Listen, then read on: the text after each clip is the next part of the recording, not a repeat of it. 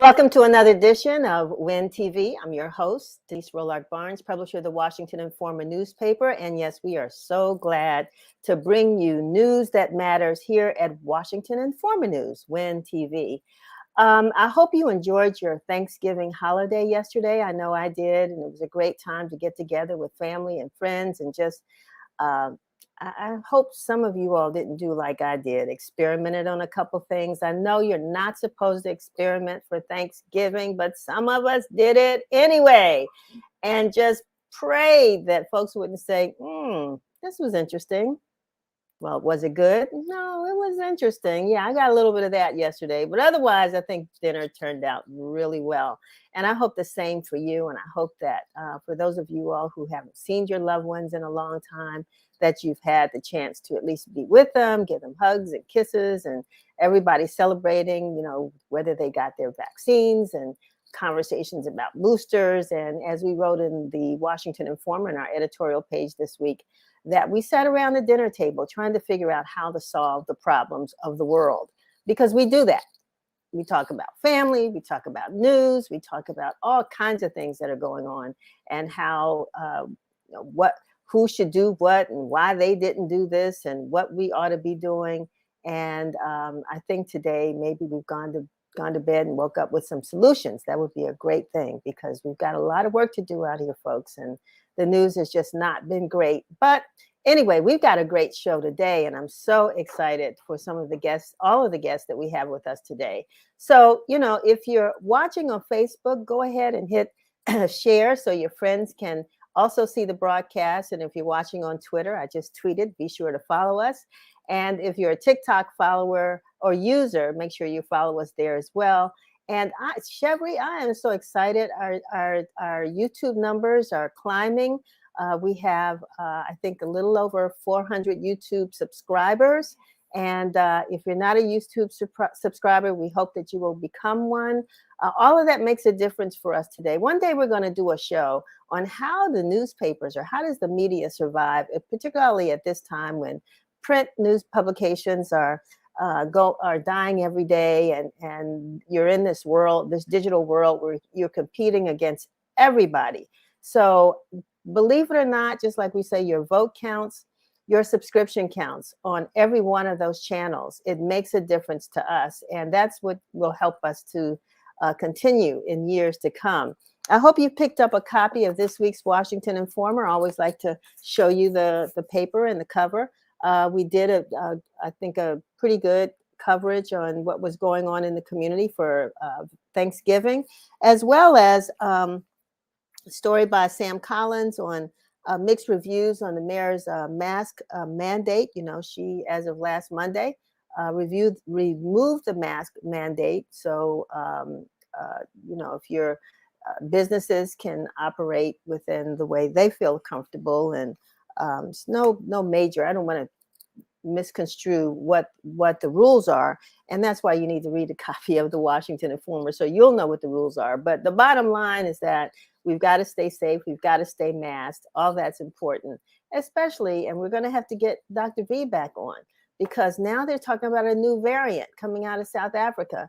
And what happens, folks, is we know as long as there are people who are not protecting themselves, and then the virus sort of, creates a different type of a virus. And so until this world, it's unfortunate, we're living in a world of or a period now where viruses are going to be the thing that will get us much more than some of these other diseases that we've been fighting for so long, including the one that we deal with even in the Black community, which is sickle cell anemia, which we'll talk about at some point.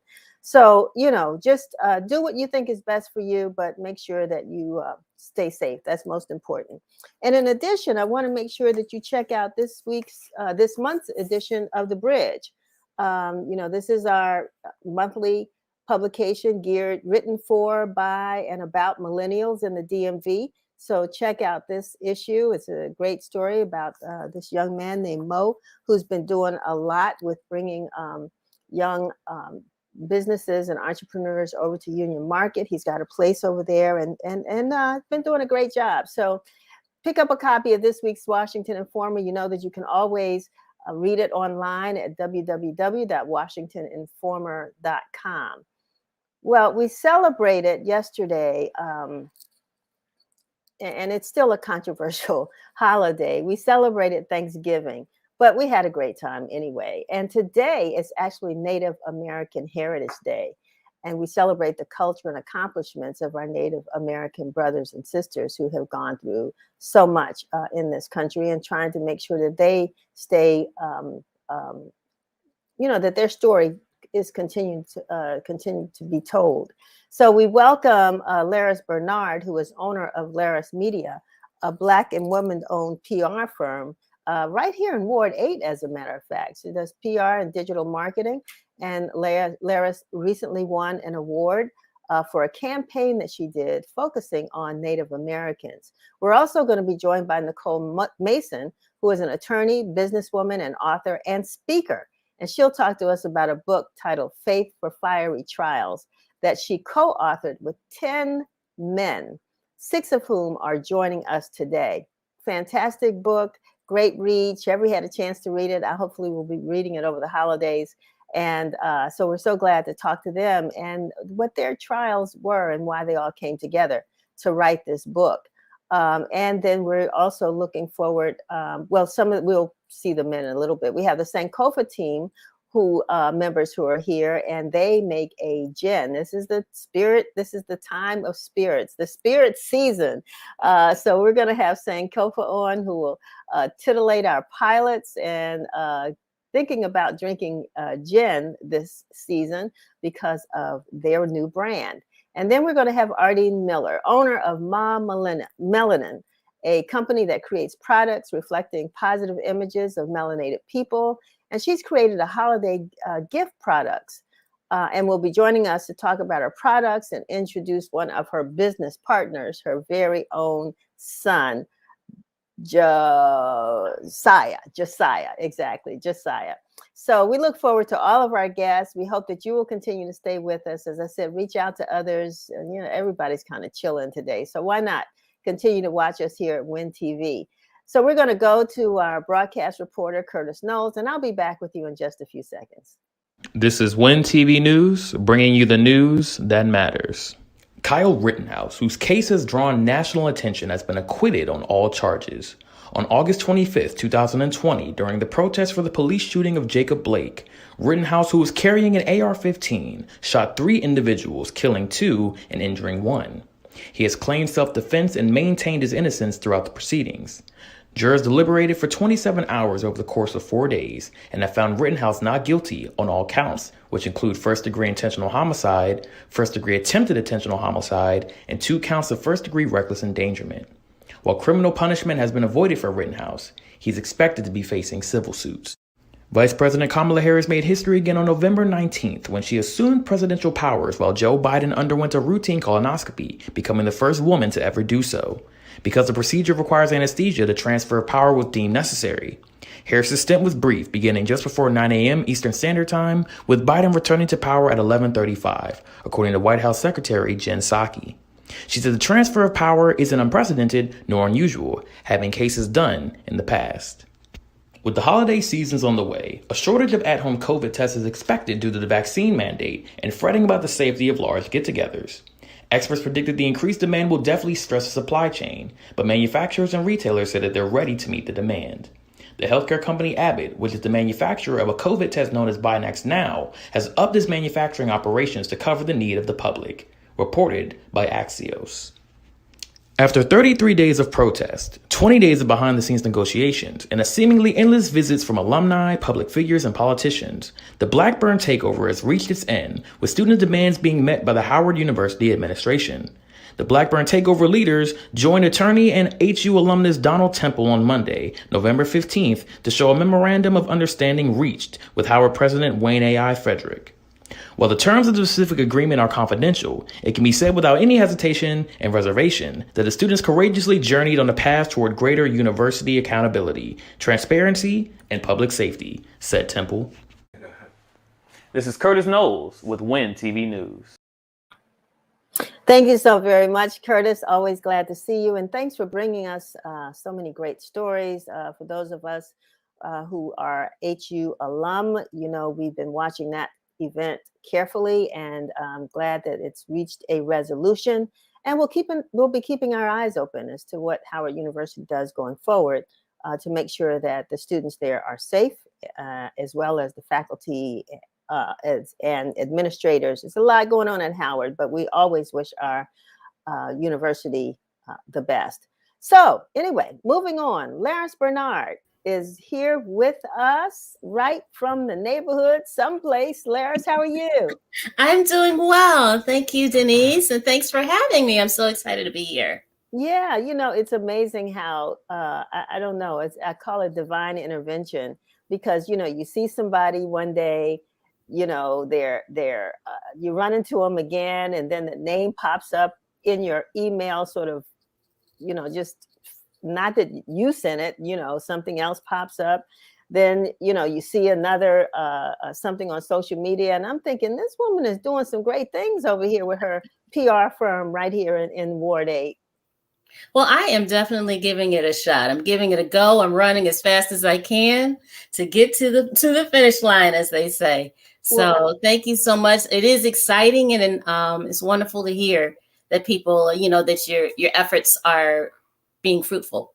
No question, no question. So you received this award, this Corporate Social Responsibility Award for a campaign, an epilepsy campaign you did for the Epilepsy Foundation, but focusing on Native Americans. Talk about first, what even made you decide to engage in a project like this? Well, I had been working with the Epilepsy Foundation for about almost 3 years, and we've hit multiple markets.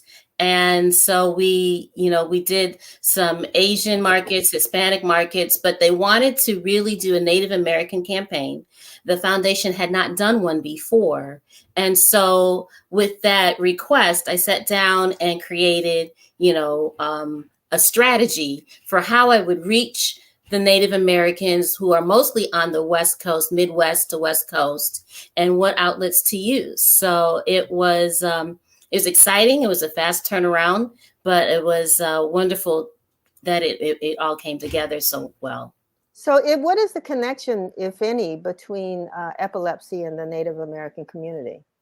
Well, Native Americans they have a higher incidence of epilepsy. And with most minority communities, they don't speak about epilepsy at all in the first place.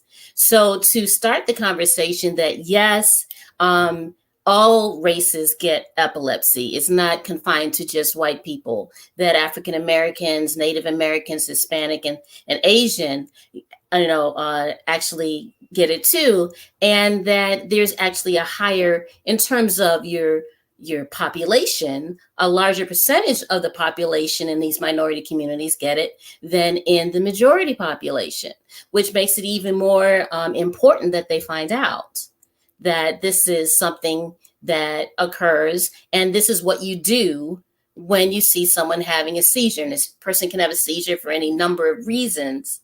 And so you need to know seizure first aid. So that was the point of the communication. It was, this is what epilepsy is, and this is seizure first aid. If you should see someone having a seizure, these are the steps to take. And so we were able to get that message out in print, in radio, on PSAs.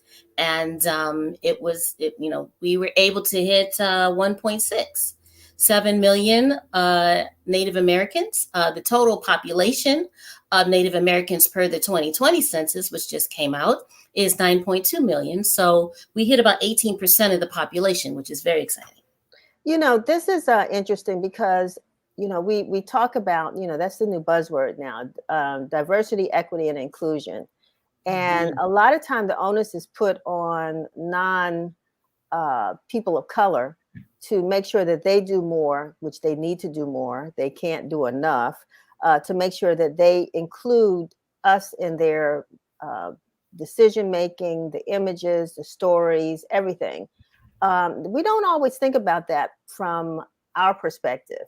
And so talk about your company's work in the diversity community. But again, just the fact that you would even consider reaching to, unless you are, I don't want to ignore any Native American or indigenous people's roots that you may have. No, I don't. Okay. But yeah, you decided to do this project. So talk about how what the opportunities are that you saw by taking advantage of this.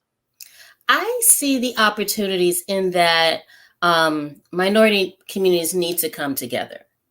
And I think we need to have a more open communication.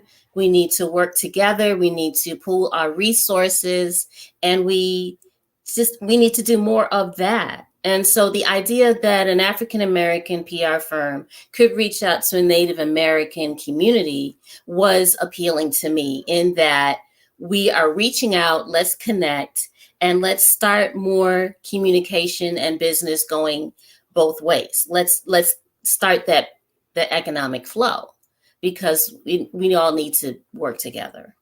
And does your firm focus particularly on any issues? How have you sort of worked your brand? Well, my brand is, I think as Leris Media, I'm sorry, we do want to do multicultural marketing. We do want to work on issues that matter, issues that make a difference, issues that impact lives. And so when I was presented the opportunity to work with the Epilepsy Foundation, it was a way to get information to communities and people that needed it. We had previously worked with lupus and on the lupus disease, and that has a high rate in minority communities as well. So yes, our function, our focus, our goal, our mission is to make a difference. And so that's why I haven't necessarily worked with other, maybe fashion, or not that it's not important, but I just felt that, health was really a good, fast way to really make a difference quickly. Wonderful. And so you're located in Ward 8? I am in Ward 8. So tell me about that. Yeah, I mean, do you work with, and how long have you been in existence?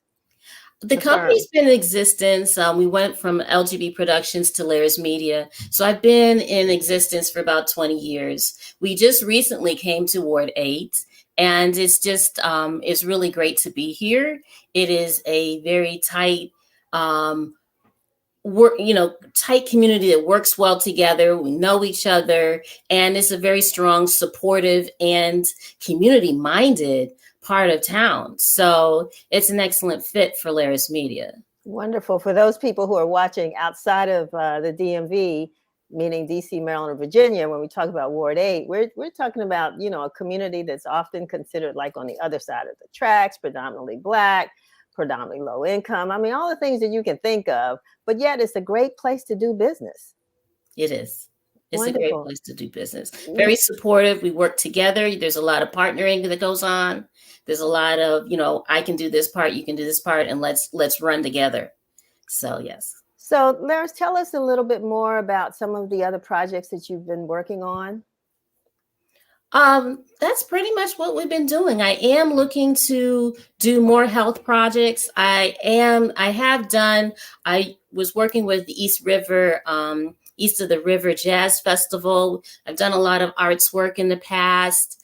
And so I like to work with small companies. So I am looking to work with more small companies in the DMV area and just help kind of reach and expand their marketing base by focusing on multicultural markets. And so we do a lot of translation of the materials. We create the materials. We distribute the materials. We put together strategic marketing strategies. So we are here to help everyone. Yeah, because a lot of people small businesses, who can think about, we know we need to market, we know we need PR, but, what does that all mean? I mean, right now, most are just trying to make sure they have people come in the doors and buy products or whatever. But, PR, what kind of, you mentioned some of the services that you offer, but how could a small business take advantage of what your company offers? Well, I think it's surprising how well PR and marketing work. I did some marketing and you called me and I'm here. And this is, you forget that it works. So it does work. It does. I have received other phone calls. I do have other opportunities coming in because I did some marketing of my own company and not just for my clients. And so getting in front of the audience, getting in front of, on TV, in print, with the Washington Informer has always been, productive for us. And things turn around. I think a lot of times people they dig in and they hone down on this is what I got to do. But if you could increase your sales, it would really open up everything else. And so you've got to put some of the budget aside for marketing, and then you have to do the follow-up behind the marketing. But it does have a large return on investment. Well, it's good to have you around, especially good to have you in the neighborhood here in DC for so many. And we hope that your business continues to succeed. We know that there are opportunities for more awards, so we look forward to hearing about that. And we hope folks will give you a call. We put your information in the chat. Yeah, exactly. Have work, will do. Have work, will do. Absolutely. Fantastic. We can do it.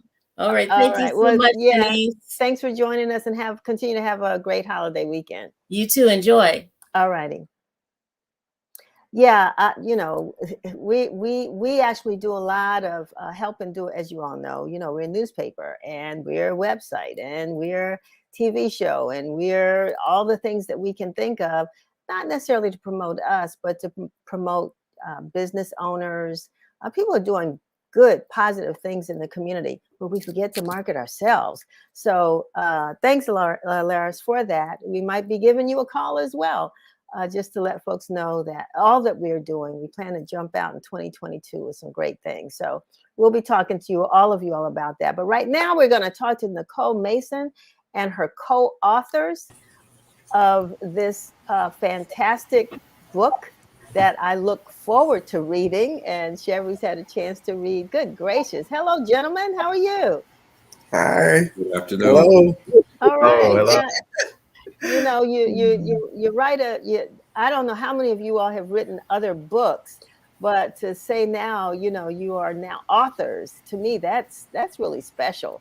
Nicole, talk about what you brought together here.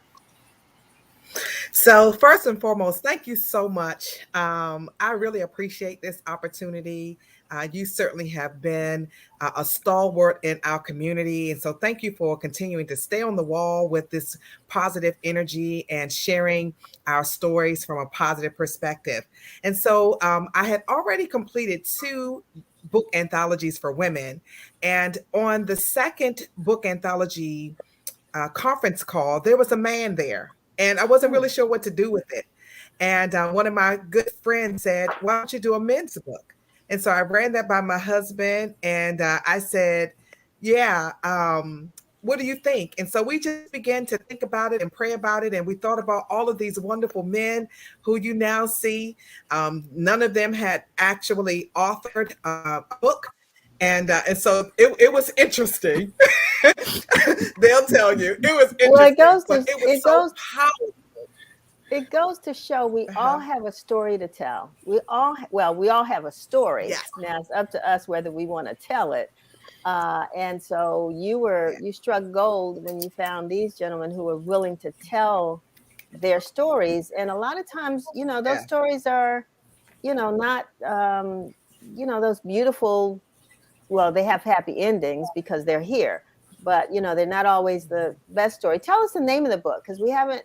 I want to see that, Nicole. Sure. Right? Okay. Faith for Fiery Trials. Faith for Fiery Trials. Exactly. Boy, what a phenomenal cover. So, who do we want to start with? Who wants to start first to tell me how you got to know Nicole and why you raised your hand and said, I've got a story to tell. Who are we going to start with?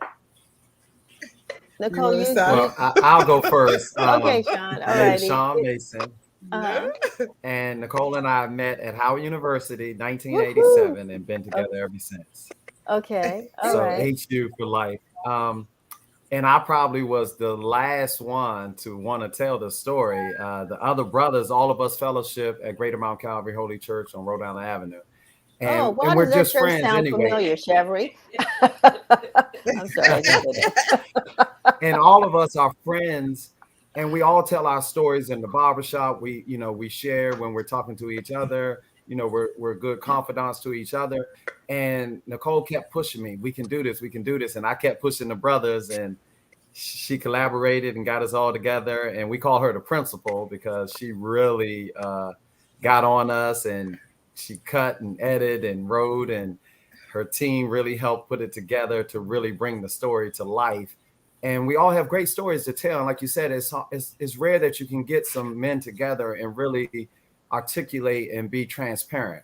And that was the birth of the book. Well, it sounds like you had the biggest burden there, Sean, because you may have been telling stories that Nicole didn't know and found out when she's editing. God. Right? Ooh, I would have Well, I loved to have a been great fly on that chapter. wall. Yeah, it was good. And you want to share just some of the chapter titles? I was a father before I was a man is one of them. Who wrote that Just one? in the nick of time. Yeah, just in the nick of time. You're going to be hearing from Tony Keith. God gave me two so that I can give you one. That's Brother Leon. God heal my heart. Help me to believe again. That's Bernard Perry. And Raised in the Fire by Thomas Wright. And Overcoming Pornography. Listen, this book is powerful. And so I'll let them share a little bit about their stories. Yeah. Well, I'm going to start with Leon. Okay, Brother Leon, you want to go? Yeah. Yes. How you doing? Good. How are you? Good. Thanks for having me on here. Elder Nicole approached me at a New Year's revival at First Baptist Glen Arden and said she was interested in having this book about men. And I told her that I'd always wanted to do an autobiography, but, never thought about writing anything. And ironically, my mother, who's passed, was an English teacher. So maybe I got it from her, but I always wanted to tell this story because I want people to know the importance of donating a kidney, because I've done a lot of drugs and a lot of whatever the word is, with a lot of women. And, God cleaned me up that I was able to donate a kidney to my eldest brother in 2004. We've now celebrated 17 years. I'm 65. He's 61. I wore this shirt because this is my condolences to the Cowgirls. He's a Cowgirl fan. I'm a Washington football team fan. But it was just great being a part of this story. And the thing I like the most is none of us knew each other's story until the book was published. So I'm very honored to be on there with these gentlemen. And my title, God Gave Me Two, just in case you needed one, is just what it is. A lot of people don't realize we got two kidneys, but we only need one to live. Wow, fantastic. Steve, I'm going to go to you next. Yes, thank you for having me on your show today. I am very grateful to God. I am grateful for Elder Nicole Mason and, of course, her husband, Sean Mason. And I'm also grateful for my wife, because it was my wife and Elder Mason that pushed me to write my particular story. The title of my story is Praying Through Pornography, a Thorn in My Flesh.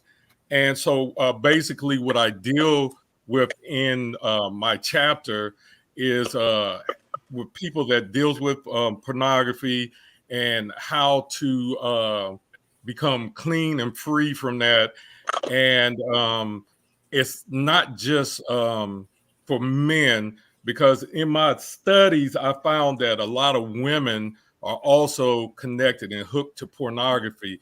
So it's just a godly story that helps someone see how that they can become clean from it and be renewed. So I'm very grateful to be on the book with the rest of the gentlemen, like was previously stated, that we all were friends and are friends before we wrote the book. It took me some convincing to write about my subject, because it's not a subject that, you want to really tell all the time. And so after my wife and after Elder Nicole convinced me to write about the story, I looked at it and the Lord showed me that it will help someone. And so I had to look at it from that vantage point to say, okay, I'll stand for this somewhat embarrassing story so that others can be helped set free. Fantastic. That's wonderful. Thomas, how about you? Hi. Well, I enjoy writing, and but I didn't know I would enjoy this process because it opened up some things that I thought were going to remain closed or not even know that they were there. There was a door there that needed to be open. I so appreciated Elder Mason for even asking me to do this, and then of course my wife was a great support and a great help. Always believed in me that I could pen this writing. And I think when I started writing, it didn't seem like I wanted to stop. So Elder Nicole had to do quite a bit of editing and cutting and talking and what have you. But I appreciated the process so much. And I believe that, you know, Raised in the Fire, it opened up some doors that I pray open up doors for other brothers to see themselves, see where they came from, see where they are, and see the opportunity to go to a different place that So, Thomas, may what be a was your little more story? productive for them, bring some more happiness to them. What was your story? It referenced my childhood. It referenced my childhood. I grew up in Washington. I'm a proud, very proud native Washingtonian. But I realized that things were happening in the family that I didn't, you know, I thought was just a part of life. My home life was functional. There was violence, and I had to learn how to cope with it. And but as I got older, I realized, and this book, this process allowed me to realize that I had I had shorted out a lot of things. I have suppressed things that had occurred to me, not realizing that those things that I had suppressed actually were rearing their ugly head in my life in a very different way, a very destructive way at times. And when I found Christ, thank God, you know, it opened up some things. I was able to be a lot freer with myself. And so my chapter is a hope and a prayer to other brothers to find yourself, see yourself where you were, and know that you can be in a different place, a better place, where you can smile, you can laugh, you can enjoy the company of other people, and not be so bogged down with I'm a man and I'm tough and I can't let people see, you know, the softer side of me and those type of things. Wonderful. I want to make sure we get Bernard and Tony in here. So, Tony, I'm gonna start with you, and Bernard, you'll carry up the end. Go ahead. Good afternoon, and once again, I echo. Thank you for this opportunity. I cannot echo any further than what the brothers just said about the Masons, and certainly shout out to my wife as well. My chapter is entitled "God Will Show Up Just in the Nick of Time." I think about kind of similar to Thomas, childhood trauma.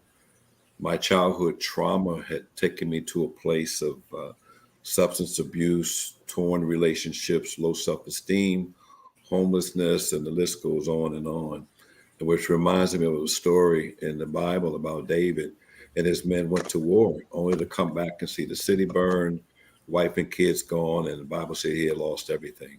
And that was my story, somewhat of, I wanted to title it, my subpart was From Crying to Recovery, because in that chapter, I disclose how all of my behaviors was nearly cost me active duty military, marriages, and so forth and so on.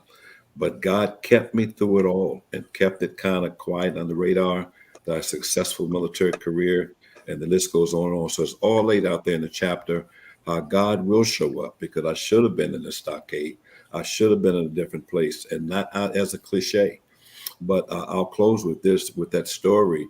It reminds me how they cried out to God and just said, help. And he did. So like David, and his men, God has restored to me all that I lost. He's done and continue to do great things, exceeding abundantly above all I can ask or think. And working with these brothers was just a joy. Thank you so much. Fantastic. Bernard? I too thank you, like my co-authors, for this awesome opportunity. The Masons know how I feel about them. The process for me was difficult because I was still in pain while I'm writing. That was the process for me, but with encouragement from Elder Mason and my wife, that helped me to get through it. The title of my chapter is Brokenhearted, God Helped Me to Believe Again.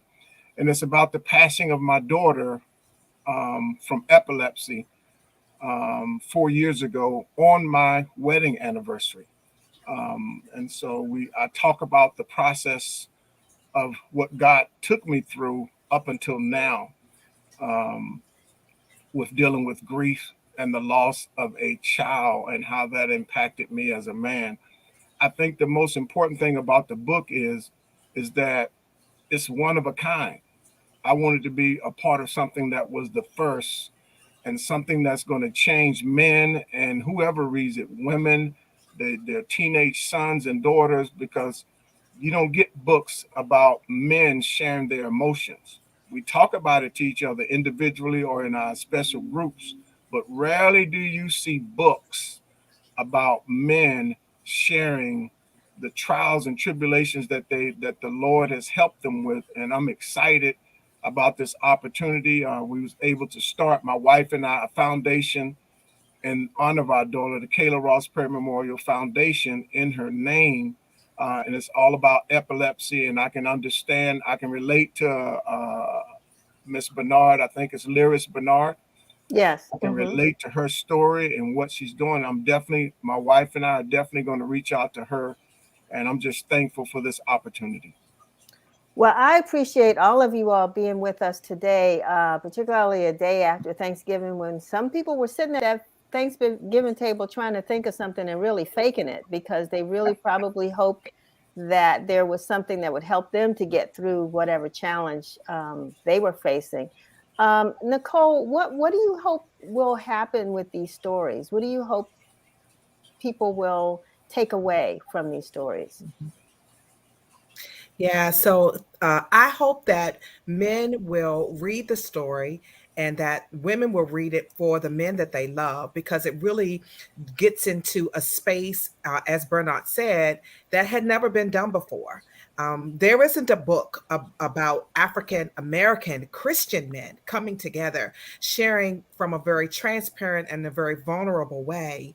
And so I'm hoping that it will open other people up. And we actually have a new cohort that we're starting. These men are going to be coaching and mentoring the new men that are coming together. But we're also, for 2022, going to be doing a documentary with these men, because peradventure a man cannot read, but he'll be able to watch something like this, a documentary where they're going to be sharing their stories, bringing their wives in, talking about it more extensively. So it's going to be very powerful. So this is just the beginning. We're just scratching the surface. They've been great to work with, although kind of a headache at times, and that's a running joke for us. But it's been very powerful. I'm so proud of all of them, because they've had different opportunities in the media such as this to talk about their stories and to make these powerful connections. So thank you very much. No, this is fantastic. I applaud each and every one of you. I know how difficult it might be to tell those personal stories, but it sounds like you did it for the greater good, and that you were driven to do this because of a greater spirit. So thank you so very much for being with us. And give us the name of the book one more time, Nicole. Sure, it's Faith for Fiery Trials. Yeah, right. Men impacting men with real, raw, and relatable stories. Wonderful. And how can folks get a copy of the book? So each co-author sells their books individually, but certainly if you reach out to me, I can certainly make sure that you get all of the information to be able to purchase the book. And the reason that we do that is so that each co-author is able to sell their books individually and connect with the people that want to connect with them, and they connect with their stories. So we do it that way. That's fantastic. Okay, well, you all need to get your wardrobe together and your suitcase, because you all might be on the road pretty soon, going around the country, sharing stories and getting other men to tell theirs. You know, it's a really great opportunity. I know we interviewed someone about 2 years ago, fathers who've lost children. And they wrote a book, which, of course, you know, they were traveling around the country. So this is an opportunity, I'm sure, for you all. Folks need to hear, experience, and know that there is something called tomorrow. So thank you again, all of you folks, for joining us, and continue to have a great holiday weekend. Thank you. Thank you so very much. Thank you. Thank you. All righty. So, Nicole, I think we have one other thing we wanted to talk about on our show today, and that is grief. And I've heard a lot of that in those men's stories, you know, grief over the past and experiences they've had and how they've come through. But I'm sure that there's grief. Talk about that. And we have a couple of minutes, so we want to talk a little bit about that, because this is that time of year as well. Yeah. So the book title actually is a sermon title that I preached after I lost my mom and my grandmother. And it'll be 16 years next month. And so I know something about grief. And the thing that I want to convey to everybody is that, you know, there is something that comes out of your pain, and it's called purpose and promise. And that's what I learned during my grieving trials. And, you know, I want to just share with people who are particularly during the holiday season, because I lost my mom and my grandmother in the same month, same year, November, right before Thanksgiving. And I was 8.5 months pregnant. And so I know how you can go all the way down, feel like you're almost level to the ground. But there is some purpose if you continue to move forward. Bernard Perry mentioned, and that he shared in the book, about losing his daughter to epilepsy. And he and his wife, Edana, have now started a foundation bringing awareness to epilepsy in the African American community. So it's that kind of purpose that you can take and turn your pain into.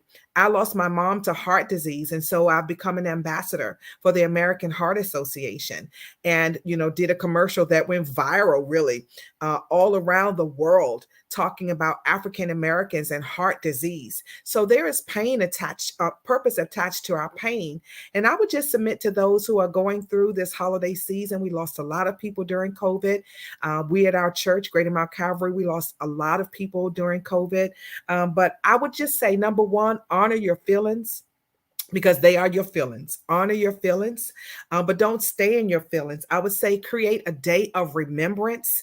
And that's what I feel like the Kayla Ross Perry Foundation is. And there is also the K-Day that is attached. And so each year the Perrys create a space to bring people together to talk about epilepsy, talk about the foundation in our communities, and then bring health experts and health providers, just information and fun. So we do exercise, and we love the Zoom and all of those kinds of things. And so we do that. And then I would say serve others, because that's what the purpose is all about, serving others through your own pain. That's what I found to be a very great source of consolation for me when I started working with the American Heart Association. So I had the opportunity to go around speaking to groups, talking about heart disease in African Americans, which was powerful. And then finally, receive the help that people are trying to give. And I know during the times of grieving and the holiday season in particular, we tend to isolate ourselves, but there is something called the ministry of presence. And sometimes people just want to be in your presence, not to say anything, not to talk about it, because it's hard to talk about it, but just to be with you. so that you're not alone. And so I thank God for my husband, who has been that for me throughout this entire time period, just really being sensitive to the needs of that person during the time, particularly the holiday season. And I was an only child. So, losing my mom and my grandmother in the same month, but he has been a great source of encouragement for me, just being here for me, dealing with me. That's great. I was gonna bring Sean in briefly because when a person is grieving and you're the person that's closest to them, there's some things that I'm sure you're thinking about. I mean, how do I make this better? I mean, that's that burden that you can't always fulfill, but I'm sure you're thinking, how can I fix this? How can I make this better? Sean, how did you deal with the grief that your wife was experiencing? We always believe in strong family values and support. And one thing my wife just said was the presence, just to be there and, to hold her hand and come on, baby, let's walk around the block and let's exercise and let's go get some food. And, let's relax and just open up. And if you got to cry, let's cry together. And we have a close-knit family. We have a strong support from the church. And I don't think we missed a service. I think, even if we had to go to church and cry, we did it together. And, just being the presence, being right there with her through her pain and through our family's pain, because we lost the matriarchs of our family. Wow. So we had to help each other. Well, I appreciate both of you all being with us. This is good news. I mean, one of the things that you talk about that not everybody's a member of a church. They don't have that church community with them. And so, and sometimes they feel as though, well, why am I going to church now when I'm not happy, as opposed to going when I have something to offer? So they even stay away from the church if they think that's an option for them. What would you just in closing, Nicole? I mean, people that don't have that support system, what would you suggest? Yeah. So first and foremost, I would just recommend that those who are in their circle, that they allow them to help them. We tend to shut ourselves off when we're grieving for a variety of different reasons. Just don't want to be bothered. It's an unknown. You're uncertain. You're vulnerable. You're broken. All of those things. But we all need somebody. And so let somebody help you, because we need that help to get through it. We're interdependent beings, meaning that we need each other to survive. That is true. It's not just a song. It's not just a cliche. We need each other to survive.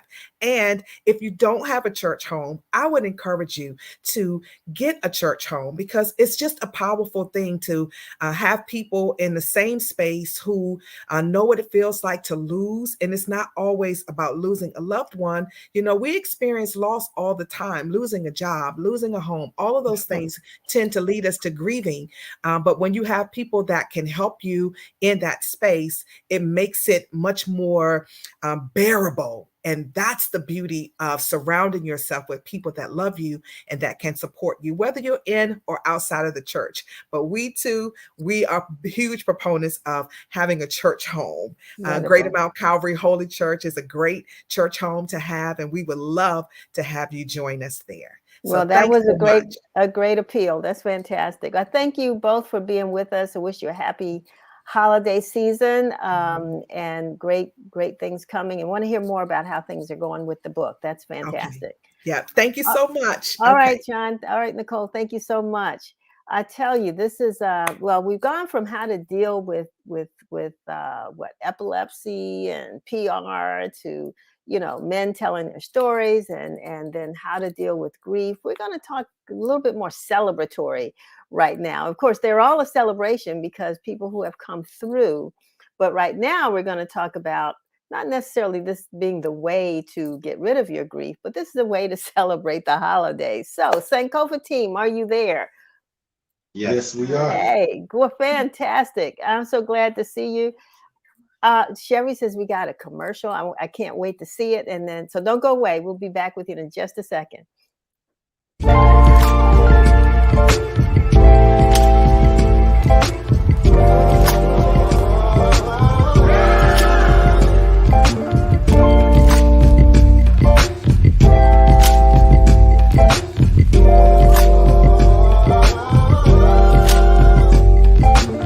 him, I got him, and the word wanna feel.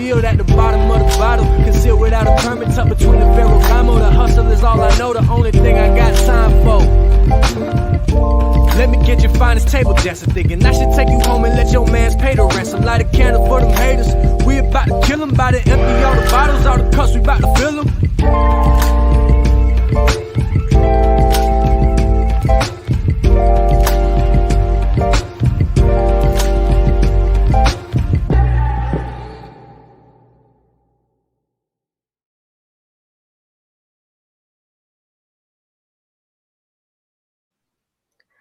Fantastic. All right. It sounds like we're ready for the party, ready for the spirit.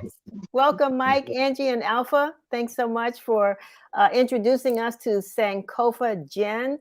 Okay, so where did this idea come from? Are you all in the spirit business, or is this something new? How did it happen? So actually, Denise, first of all, thank you so much for having us and allowing us to use your platform to help people understand the concept of Sankofa. But no, we don't have a spirits background. We're all entrepreneurs. But we've always wanted to find a way that we could actually work together. We've grown up. This is my brother, you know. Okay. This is the first lady, Angie. We grew up in the same neighborhood. We wanted to find a way that we could work together, bring a good vibe, right? Because it's all about your vibes nowadays, right? Yeah, It's all about vibe. But also bring an incredible message back to our people and back to the marketplace. So we actually got products January 11th. We started the process last year, July. But we finally got product January 11th, and it's been an incredible ride. We love it. And so, yeah, we wanted to get you kind of on the big screen there, and you stopped. But that's fantastic. So, where did gin come from? Whose idea was that? Honestly, I would say it came from the first lady. She hates gin, as crazy as that sounds. Cannot stand it. Does not like words that start with G and N with an N. Cannot stand gin. Does not like the taste of it, the smell of it. If there's gin in it, she's not drinking it. So we, like my brother said, we were all looking for a new business venture to do together. The liquor or spirits industry came up, and we know, there's so many vodkas now. There's so many tequilas. You got, all these things happening. Gin is a new wave that's coming. So we tried a couple gins. She is the tester, so to speak. So if she will even smell it, taste it, then we knew it was a great product. So when she tasted it and was like, and that's all we needed. So now we're doing gin, because if she can't stand gin and she can drink it, and that's why we consider ourselves now the gin for people who don't like gin. That is amazing, Angie. How did they even get you to taste it? I mean, did you say, look, how did they get you to taste it and to like it? It definitely took a lot of convincing just to get me to try it. But once I tried it, the product, definitely spoke for itself. It's super smooth. It doesn't have your typical gin flavor. A lot of times I describe a gin as, it tastes like Christmas trees, or it smells like Christmas trees. And while, obviously it is a gin, when you smell it, it definitely doesn't give you that normal gin smell. It smells kind of floral, and the taste is definitely smooth and not like any other gin I've ever had. So it took a little convincing at first, but once I had it, I couldn't pass it up. So who came up with the name Sankofa, and describe why you used Sankofa as the name of the gin? All right, so when we first decided that we were going to do this, we knew that we wanted to attach a concept to our product, right? This is not just about having something that's cool, just being cool like a rapper or anything like that. We want to bring a message to the marketplace. So we took about a week to decide. My brother came up with Sankofa Bottling Company, and the concept of Sankofa is extremely powerful. It's a Ghanaian adage from way back when that means it is not wrong to go back for that which you have forgotten. In layman's term, what that means is all those lessons that Big Mama taught us back in the day, all those sayings, we can't forget those. We actually have to take those and we have to leverage them to create a better society today. And we can't forget to teach our children, right? These exact same lessons so they can create a better society for tomorrow.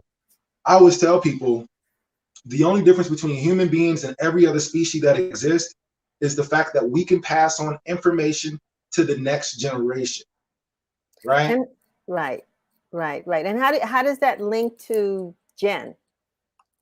So the way that we linked it to Jen is, it's less about the Jen, it's more about the message, because what we find is, when we introduce this to people, there's some people that's like, Sankofa, what do you know about Sankofa? And we're like, yeah, you know what's up. But there's another group of people that have never heard this concept. And the introduction to the concept is like, wow, you need to be leveraging. Like, there's history and then there's our history. We need to pass our history on to the next generation so they can understand. So you got Sankofa Bottling Company. That sounds like other products are on their way. Are you all thinking about some other products in addition to the gin? Absolutely. Our thought process was more so we want to help entrepreneurs leverage, right? Because we've learned a lot of lessons getting into this industry, and we didn't want to tie ourselves down to just gin. We want to work with other entrepreneurs, teach them how to go out and have a successful business and follow a successful business model. We also were thinking, the mixed drinks, how you can see a Mike's Hard Lemonade at your local 7-Eleven or corner store, things like that. So you have to understand someone bottles that. So there's a gin company that no one knows the name of that gin company or vodka company that is in your Mike's Hard Lemonade, but Mike, whoever Mike is labeling that. So we would like to kind of branch out into something like that too, maybe be in your local grocery stores, get into things like that. So that's why we went so much with the bottling company than just saying we sell gin or we are a spirits company, because we would, like my brother said, leverage relationships and the different business partnerships to build other products that we can produce, bottle, and manufacture that are completely Black owned, Black run for Black people. We're running out of time, but I just wanted to find out from each of you, you came into this from somewhere. So briefly, Mike, Angie, and Alpha, can you tell me what your background is? What you do when you're not working on the Sankofa Bottling Company? Mike?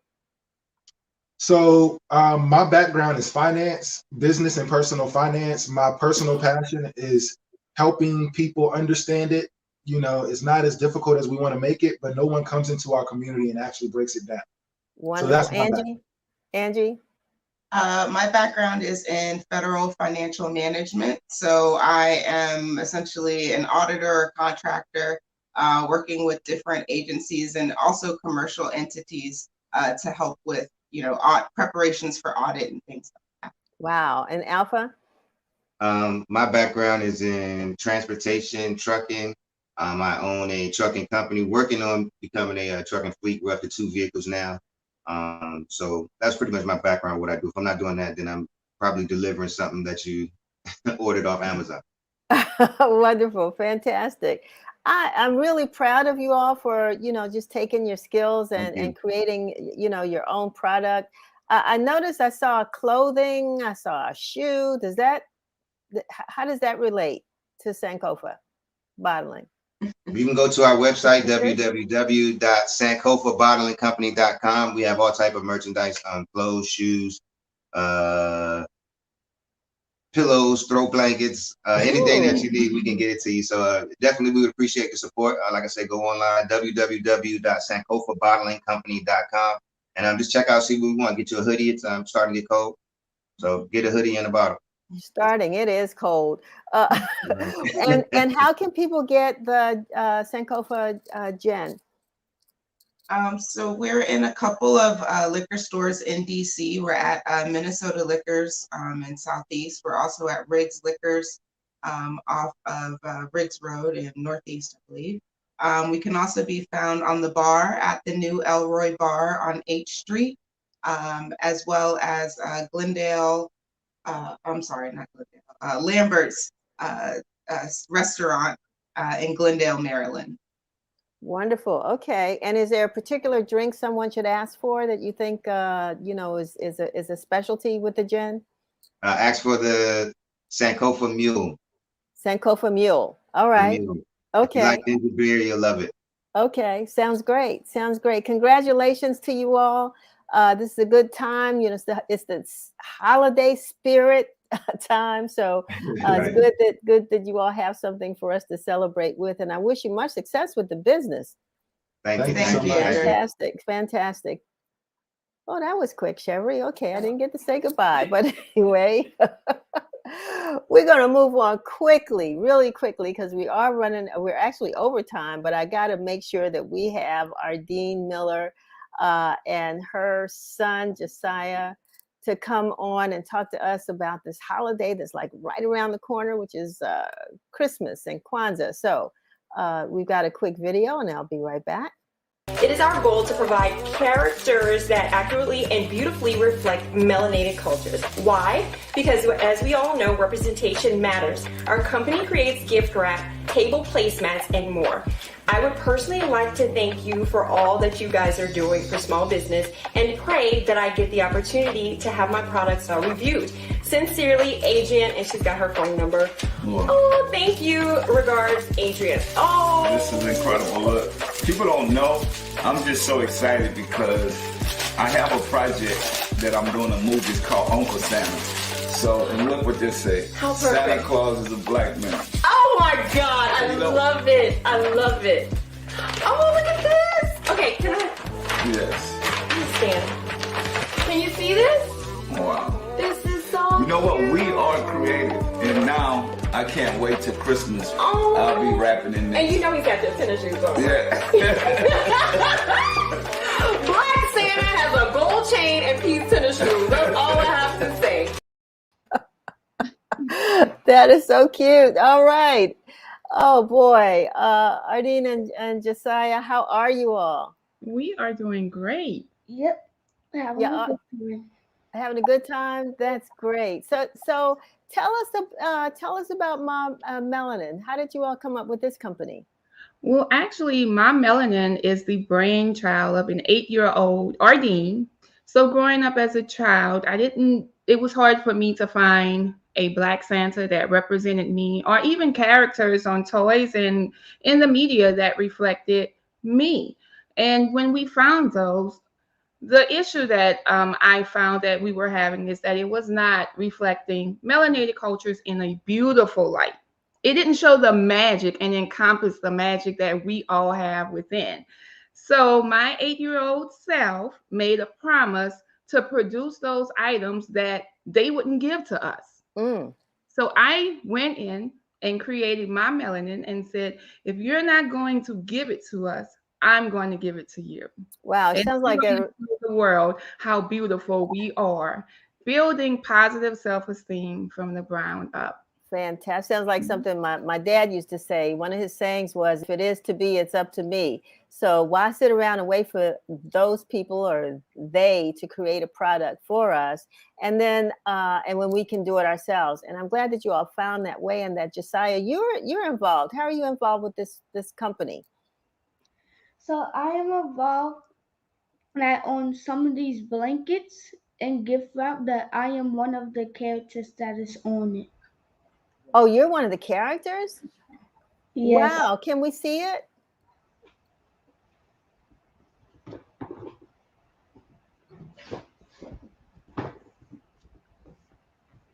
Look at that. Oh, wow. You got Mama Santa, Josiah, Little Santa, and Santa Claus. Oh, and there's a sister there too, I guess, huh? Can you see it? Hold on. Let me I like that. So it says special. Oh, that's beautiful. That's beautiful. Yeah, special delivery. And this is a blanket? Yes. Wonderful.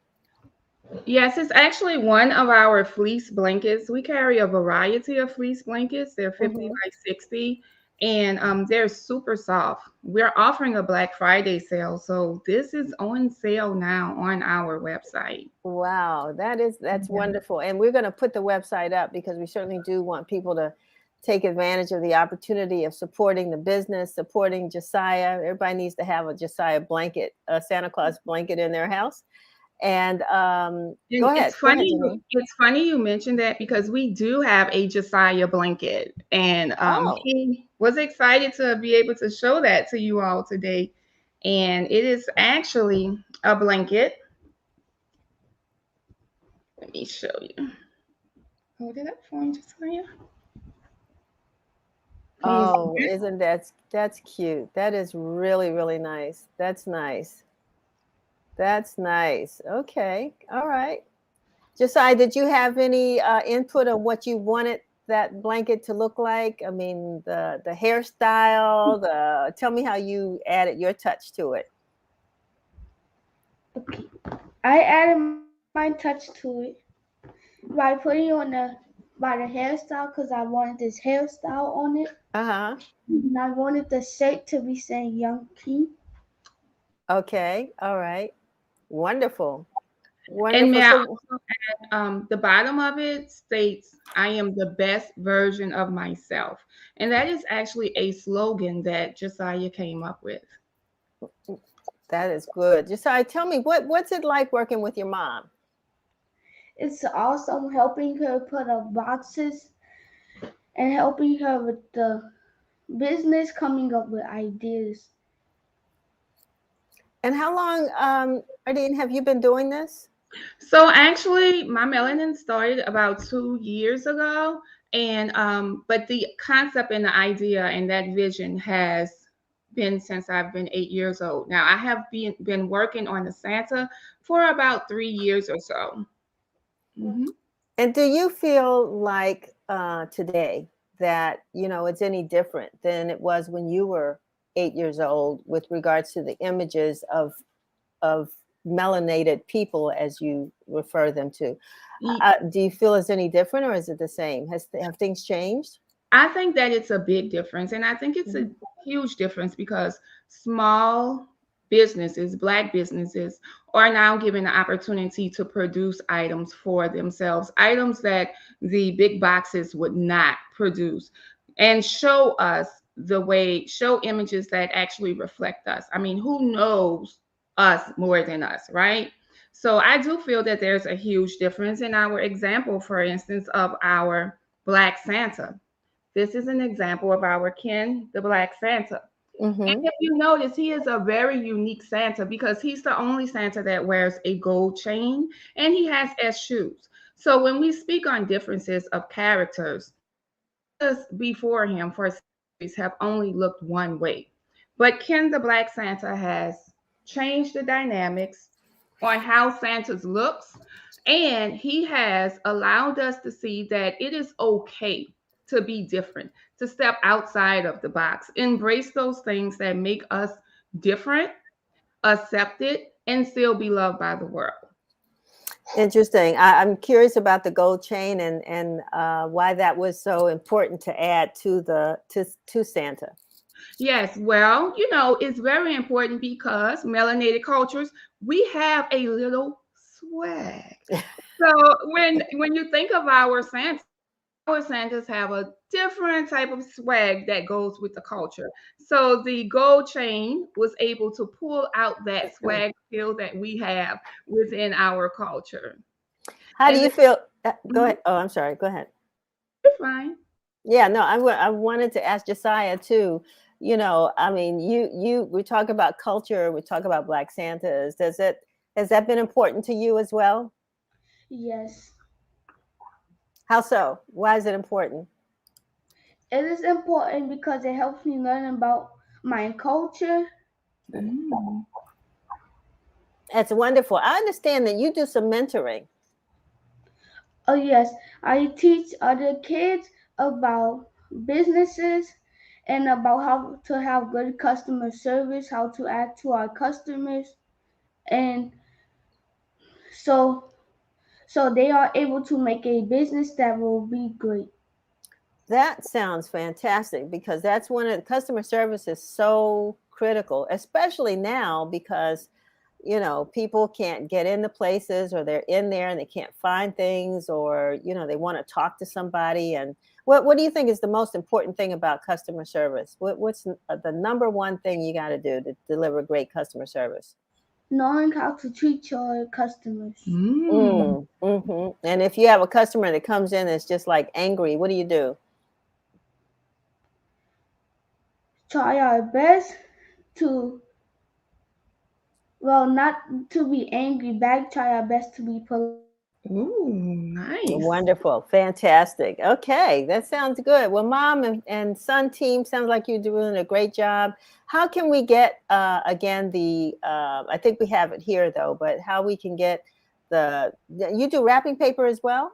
Yes. So we Okay. also offer wrapping paper, Black Santa wrapping paper, and we also offer all occasion gift wrap. Oh, nice. Okay. With our characters, our kids, because kids deserve to be celebrated as well and to be able to see the beauty that they have within. Remember, we are all about building positive self-esteem from the ground up by showing the beauty that we have and the magic that we have within. Wonderful. Well, I'm so glad to have both of you all with us today. I know you're going to have a great holiday. Hopefully the phones will be ringing and people will be ordering the products because we're shopping, so we may as well wrap it up with love. Well, we do have a huge Black Friday sale. It's buy one, get one 30% off. Our gift wrap is considered a luxury gift wrap, so it's made of heavy duty paper. It's 40% recyclable, and it's made of environmentally friendly ink. And then we also carry high graphics. And the good thing about our gift wrap is because of the fact that it is made of heavyweight paper, it is so easy to fold odd shapes. You don't have to worry about it tearing. I know that we are short on time, but I wanted to also show you all that we offer Santa sacks, and the Santa sacks are also on sale. Oh, those are nice. Yes. And so these Santa sacks are really large. They come with a cinch drawstring, and you can fit multiple gifts in here. Now, this is our soft poplin texture, and this is also on sale on our site, as well as our shirts. And those items can be found at mahmelanin.com. We really need the support. Yeah, I'm sure. And you've got a great product. This is a great time. You. And I know some of us would hope that you could put Josiah in one of those little sacks and send them to us because he's a great kid. He would make a great present, but he's got to work. He's got to help mom fulfill those orders. You do that too, right?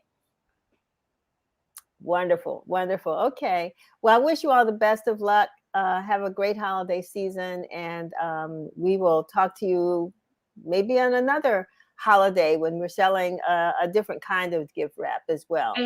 And we also, that'll be great, but we also sell non-holiday items as well. So just wanted to let you all know that we do have other items that are available that are not catered to holidays. Okay, and everything is can be ordered online. Is there any place that carries your products? So our products are sold on Lowe's.com. Everything is online. It's sold at Mah Melanin. It's Lowe's.com and Walmart.com. Wonderful. Okay. Fantastic. All right. Well, thank you so much for being with us. I like that. It's a backpack. It is. We offer. I tell you, boy, you keep popping up with new things. This is great. This is wonderful. That's great. Thanks so much for sharing.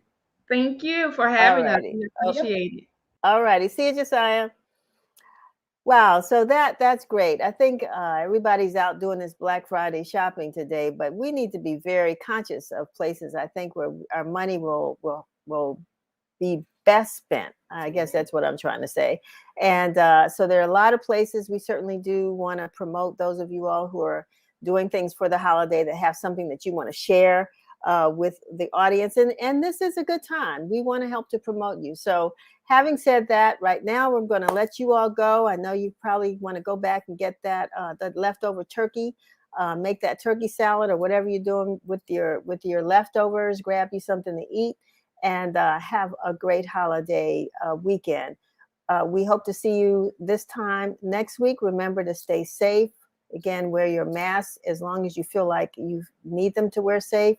We're going to get Dr. V back on next week talk about all the different, well, soon. Sherry's looking at me like, really? Yeah, we're going to try to get her back on soon so that we can bring you up to date on what's happening in and around the COVID community of information, because it's so much out there.